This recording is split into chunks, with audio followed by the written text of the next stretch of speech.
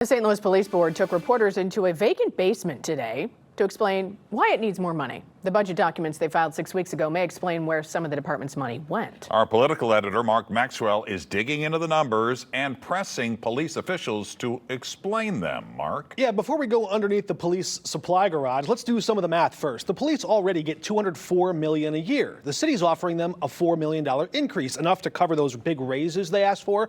But the spending records show they've already been leaving millions of dollars on the table year after year.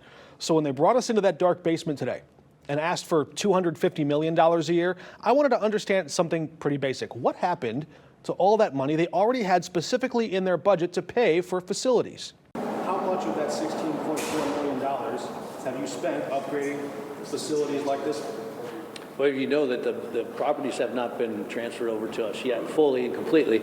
Our job right now is to look at the estimated of what is needed to repairs. After Chris Saraceno and his board of police commissioners voted to approve their budget request, they're asking to hire a third-party contractor to come in and tally up the cost of all the repairs they hope to make. It may be enough, it may not. Police communications aides supplied a list of photos showing cracked or broken stones, water-stained ceiling tiles, and this locker room with crime scene caution tape outside.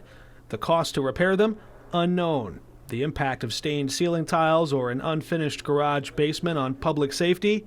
Unknown. This space is vacant and empty. Right. I'm not clear what the urgency is. Do you need this space for something? I think they're just showing some of the things. So we're taking a good look at them, and that what the board needs to do is due diligence to understand what they need in the budget. But you don't have any plans for this building right now? Do we have plans for this? We do have plans. For this basement you're showing us, you have plans to use that's this? That's why you heard President Saraceno of the Police Commission, Board of Police Commissioners. He said we have to do an assessment. You got to have an expert to come in. They'll prioritize what's needed. Yeah, budgets are time-sensitive documents. Why is this an emergency now? There's a negotiation to find out what the right number is, what the responsible number is. And I think with the unknown, if you ask for too little, right, then you might have to come back and start asking for additional money. I think it's a negotiation. If they gave you what they gave you last year, could you make it work?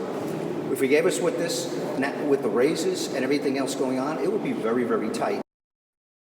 The board already proposed its budget. The chief says they still need to do their due diligence to come up with the numbers to justify their wish list. Oh, and we did find the answer to how they spent their budget on facilities. Out of that $16 million, they transferred $3 million out of that fund to pay for police overtime, workers' compensation settlements, and 320 tasers. The basement didn't seem to notice.